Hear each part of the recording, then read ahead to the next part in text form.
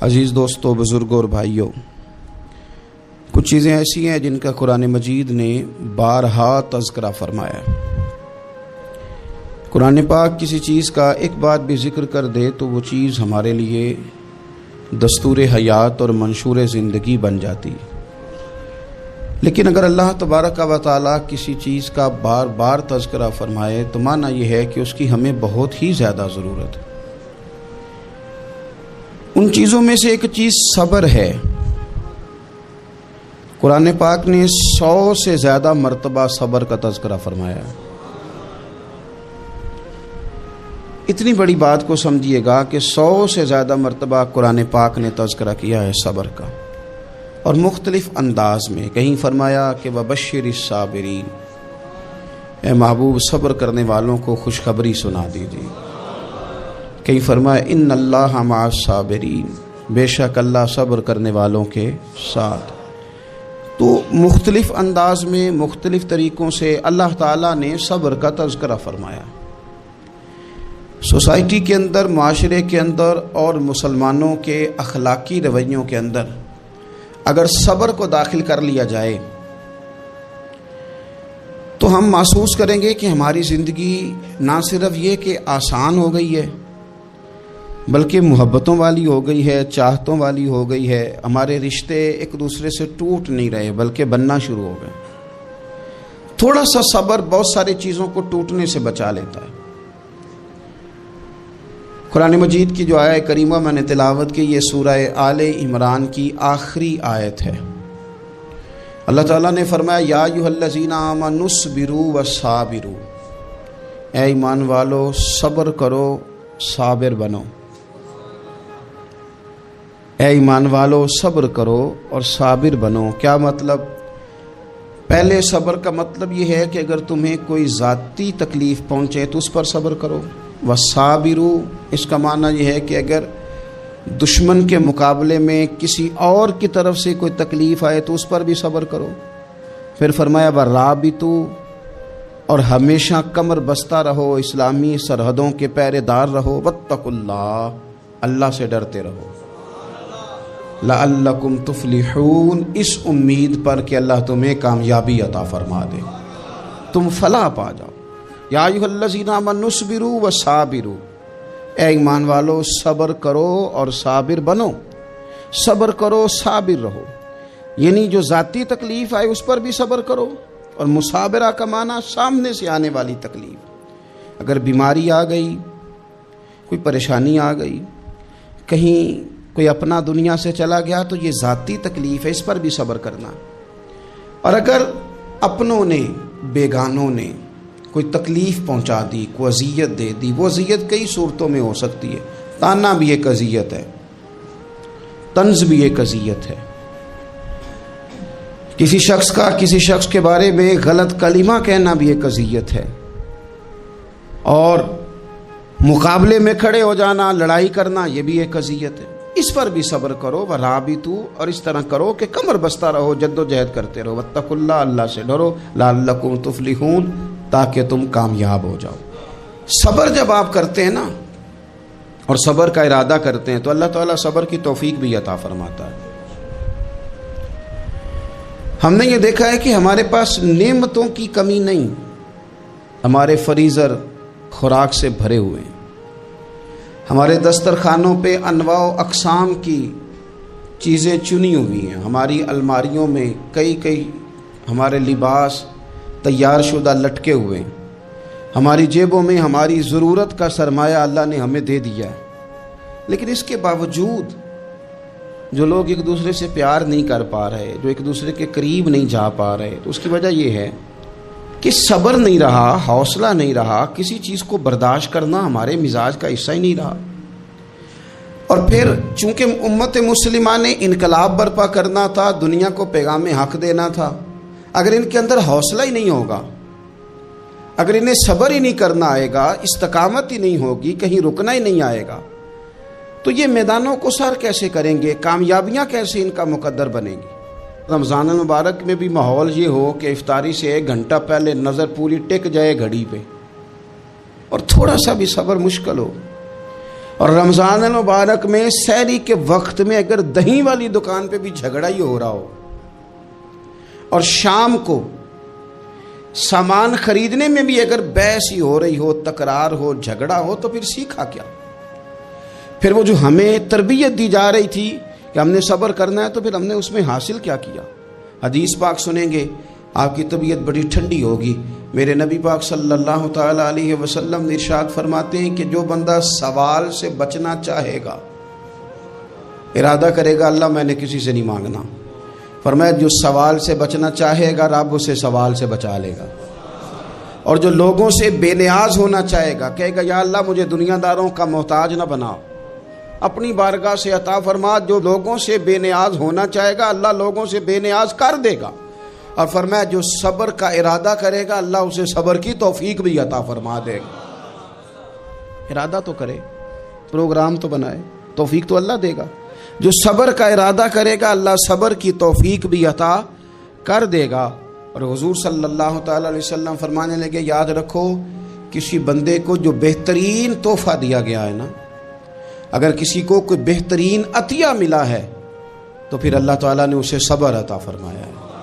یہ بہترین تحفہ ہے، اس سے زندگی سنور جاتی ہے، اس سے انسان باوقار اور مطمئن ہو جاتا ہے، اس سے اس کے شب و روز آسانی سے بیتتے ہیں، وہ دنیا کی پگڈنڈیوں سے آسانی سے گزر کے اللہ کی بارگاہ عالی مرتبت میں سرخرو ہو کر حاضر ہو جاتا ہے۔ لیکن اگر بے حوصلہ ہو، صبر نہ ہو، پھر نقصان روز بروز بڑھتا ہے۔ اور پھر میرے رسول پاک صلی اللہ تعالی علیہ وسلم ارشاد فرماتے ہیں کہ اصل بات یہ ہے کہ اللہ تعالیٰ نہ کسی بندے کا درجہ بلند کرنے کا ارادہ فرماتا ہے، لیکن اس کے اعمال اس طرح کے نہیں ہوتے کہ اس کا درجہ بلند کیا جائے۔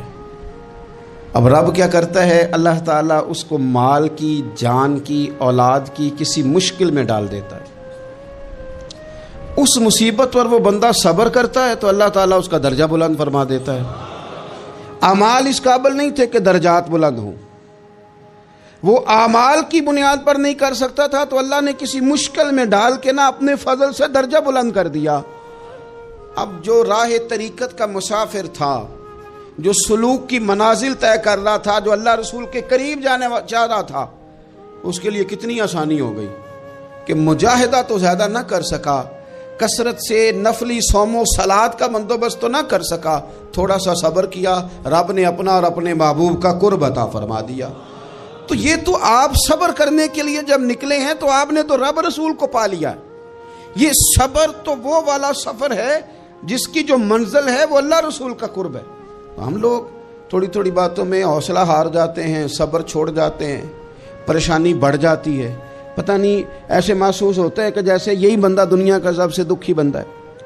تو ایک تو یہ کہ ذاتی حیثیت سے صبر کرے، ایک یہ کہ پھر دشمن کا جب مقابلہ ہو، آمن نصبرو و صابرو، آپ کا جب مقابلہ سامنے کسی کے ساتھ ہو تو پھر تیر، تلواریں، اسلحہ، بندوقیں یہ نہیں زیادہ لڑتی، میدانوں میں حوصلے لڑتے ہیں، میدانوں میں صبر لڑتا ہے، میدانوں کے اندر توانائیاں لڑتی ہیں۔ میدان کربلا کے اندر کوئی مقابلہ نہیں تھا تیر کا تیر کے ساتھ، تلوار کا تلوار کے ساتھ کوئی مقابلہ نہیں تھا۔ میدان کربلا کے اندر ظلم کا صبر سے مقابلہ تھا۔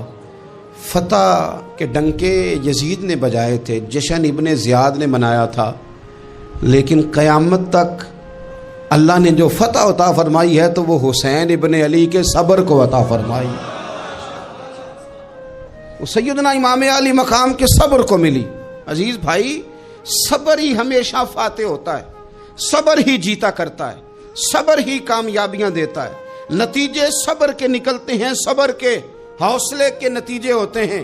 ہماری جلد بازی ہمیں شکست خوردہ کر دے گی، ہمارا حوصلہ نہ ہونا ہمیں ہرا دے گا، ہم کمزور پڑ جائیں گے اگر ہم بے حوصلہ ہو جائیں گے۔ سنو، میرے نبی پاک علیہ السلام نے تربیت کی، حضور اپنی امت کو درس دیتے ہیں، حضور فرماتے ہیں پہلے تو کوشش ہی نہ کرو کہ تمہاری دشمن سے لڑائی ہو، اس چکر میں ہی نہ پڑو کہ لڑائی ہو۔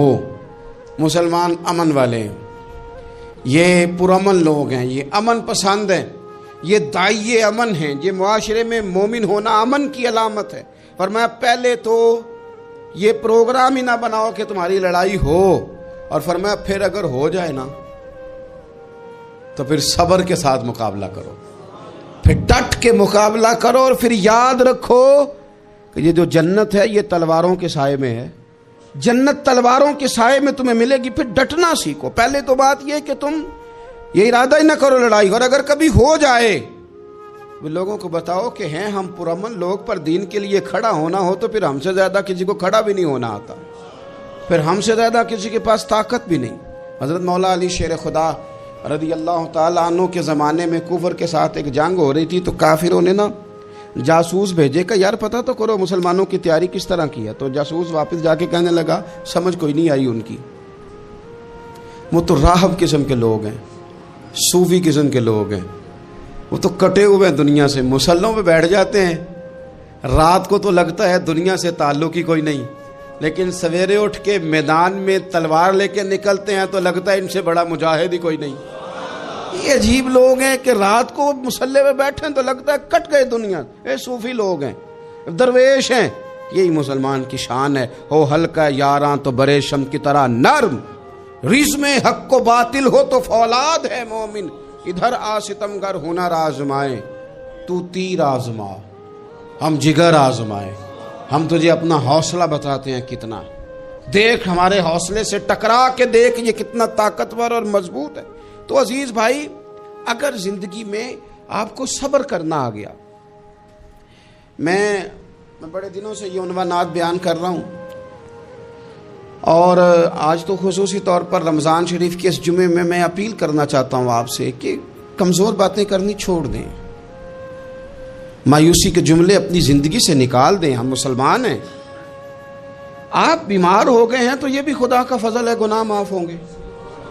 اگر اللہ تعالیٰ نے فقیر بنا دیا، غریبی آ گئی ہے تو یہ بھی فضل ہے، امیروں سے پہلے جنت میں جائیں گے۔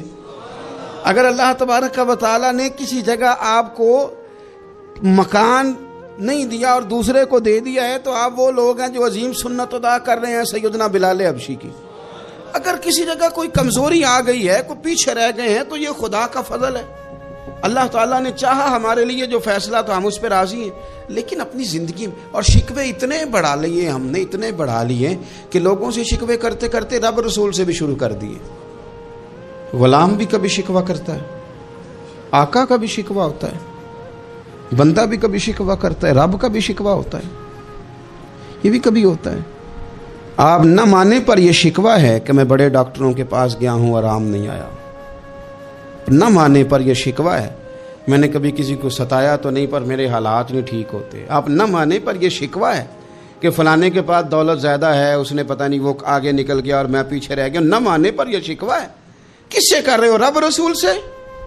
او آس بولے تے او دی مہربانی اساں تے لاڑ ہی لڑاونے نے۔ کس سے شکوہ کر رہے ہو؟ خدا کے بندو، غلام غلامی کرتے ہیں تو شکوے کرتے ہیں کوئی؟ حضرت ام سلمہ رضی اللہ تعالیٰ عنہ، شوہر کا نام ہے ابو سلمہ، بیٹے کا نام ہے سلمہ، کہتی ہیں میں، میرا شوہر، میرا بیٹا، تینوں، چھوٹا بیٹا میرا، ہم نکلے مکہ مکرمہ سے مدینہ طیبہ جانے کے لیے۔ ایک کی بیٹا ہے، خاندان جمع ہے، شوہر کی گود میں بیٹا، اونٹ کے پیچھے میں۔ فرماتی ہیں مدینے کی سرحد آ گئی تو میرے میکے والے آ گئے، کہنے لگے ابو سلمہ نہیں لے جانے دیں گے مدینے اپنی بیٹی کو۔ میں نے کہا میں مسلمان ہوں، میں تو اپنے شوہر کے ساتھ مدینے جاؤں گی۔ انہوں نے کہا نہیں جا سکتے، تو نے جانا ہے تو جا، ہماری بیٹی نہیں جائے گی۔ زبردستی مجھ سے انہوں نے مجھے میرے شوہر سے الگ کیا۔ کہتی ہیں پھر میرے شوہر کے قبیلے والے آ گئے، وہ کہنے لگے اگر تم اپنی بیٹی کو نہیں نہ جانے دیتے تو یہ جو ہمارا پوتا ہے یہ ہماری نسل ہے، تمہارا نہیں، اسے ہم نہیں جانے دیں گے۔ وہ بچہ اپنی طرف کھینچتے تھے، میں اپنی طرف کھینچتی تھی، مدینے کی سرحد پہ۔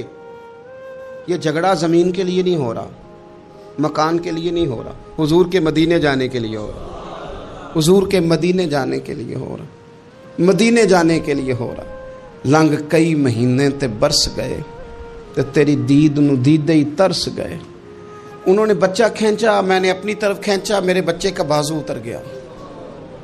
فرماتی ہیں میرے شوہر مدینے چلے گئے، बेटा मेरे ससुराल वाले ले गए, मुझे मेके वाले ले गए। आज भी कुछ सियाने बंदे कहते हैं इसको निकाल दो और बच्चे छीन लो। उनका भी ख्याल था कि बेटा ले जाएंगे ना तो अबू सलमा भी मदीने से वापस आ जाएगा, ये भी वापस आ जाएगी। और यार इतना बड़ा भी जालिम कोई नहीं होगा जो माँ बाप से बच्चे जुदा करे। फरमाती हैं कि वो ले गए छीन के, मैं मेके चली गई। लोग रोटी खाते थे, मेरे हलक से नहीं गुजरती थी। ज़माना सोया करता था, मैं सो नहीं पाती थी। बेटा कहाँ, शौहर कहाँ, मैं कहाँ। उम्मे सलमा कितनी देर तकलीफ़ काटी। जनाब उम्मे सलमा कहने लगी, लोगों 1-2 दिन नहीं पूरा साल बीत गया, पूरा साल, पर जे सोना ही मेरे दुख विच राजी, जे सोना ही मारो मारो मैनू मार मुकाओ, मैं कोई उज़र ना पेश ले आवा, और जे सोना ही मेरे दुख विच राजी, फिर सुख नू चुल्हे डावा। फरमाया साल बीत गया, लोग सुबह उठ के काम काज पे लग जाते, कपड़े बदलते, ड्यूटियां करते, और मैं सवेरे उठ के उस जगह आ जाती जहाँ मेरा शौहर और मेरा बेटा बिछड़ा था। मैं सारा दिन रोती, आहुजारी करती, हुजूर के मदीने की तरफ मुंह करके मैं तड़पती। साल बीत गया, साल, एक हफ्ता नहीं निकलता बच्चों के बगैर।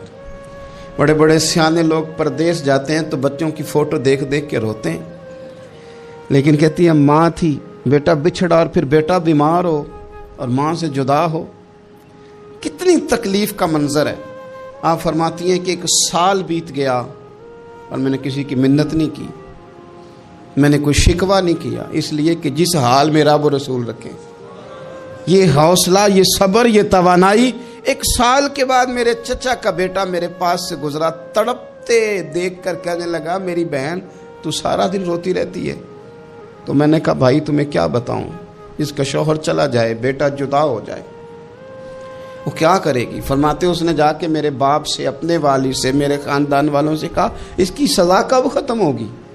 इस गरीबनी का कसूर ये है कि ये मदीने वाले का कलमा पढ़ती है, इसकी गलती ये है कि ये मुसलमान हो गई है, दीन हक कबूल कर लिया, क्यों नहीं तुम ख्याल करते।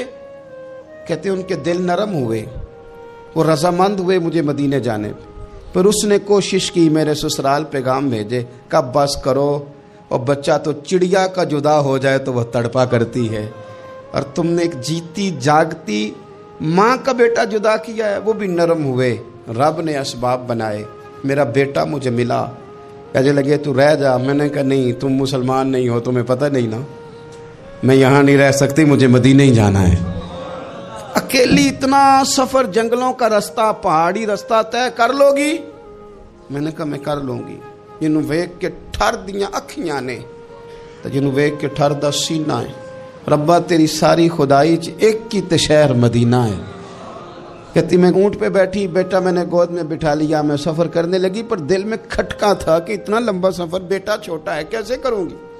कहते मुझे उस्मान बिन तला मिल गए, कहने लगे कहाँ जा रही हो बहन। मैंने कहा मदीने। कहने ये अकेले जाओगी। मैंने कहा जाना तो है ना, कोई साथ चले न चले पर शहर रसूल तो जाना है ना। आप फरमाती हैं मैंने उस्मान बिन तलहा से नेक बंदा कोई नहीं देखा, मेरे ऊँट की लगाम थाम ली। जब मुझे ऊँट पे बिठाते थे ना, ऊँट बिठा के चले जाते थे, मैं बैठ जाती थी तो आके लगाम थामते थे। जब कहीं मुझे उतारते थे तो ऊँट बिठा के चले जाते थे, मैं उतर जाती थी तो ऊँट को बांधते थे। सोना होता था तो ऊँट बिठा देते, मैं उतर जाती, वो दूर जाके लेट जाते। फरमाती थी फिर मेरे लिए मेरे रब ने असबाब पैदा किए और मैं मदीना पहुंची, मैं शौहर से मिली, और लोगों मेरे नसीब देखो, मैं रहने कहाँ लगी, हुजूर के मदीने में, शहर रसूल में, शहर रह पाए नजर होश में आ, ये कुव्वे नबी है। मैं हुजूर के हरम की जमीन और कदम रख के चलना, अरे सर का मौका है ओ जाने वाले, मदीने के खित्ते खुदा तुझको रखे, गरीबों फकीरों के ठहराने वाले। कहती है मैं वहाँ बसने लगी।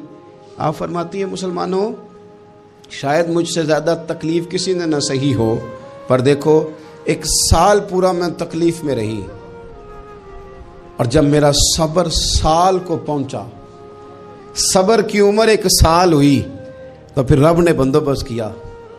फिर मेरे घर वाले भी नरम हो गए, ससुराल वाले भी नरम हो गए, रब ने मेरे आने जाने के लिए एक बंदे का बंदोबस्त भी फरमा दिया। پھر میرا شوہر تک بھی میں پہنچ گئی, مجھے مدینہ الرسول بھی نصیب ہوا. 1 سال میں نے صبر کیا تھا, رب نے مجھے مستقل مدینے کا ٹھکانہ عطا فرما دیا. لیکن جو بندہ صبر ہی نہ کر پائے, جو صبر ہی نہ, جو کہ جی بڑی دور سے آیا ہوں, بڑی دیر ہو گئی, بڑا ٹائم ہو گیا, کب جا کے مسئلہ حل ہوگا, وہ جو آپ نے بتایا تھا وہ تعویذ کب اثر کرے گا, وہ دعا کب قبول ہوگی, وہ فلانا معاملہ کب, بھئی یہ ڈیٹ تو آپ کو رب رسول ہی دے سکتے ہیں. بندہ تو کوئی اطلاع ہی دے گا, پیغام ہی دے گا, دعا ہی کرے گا.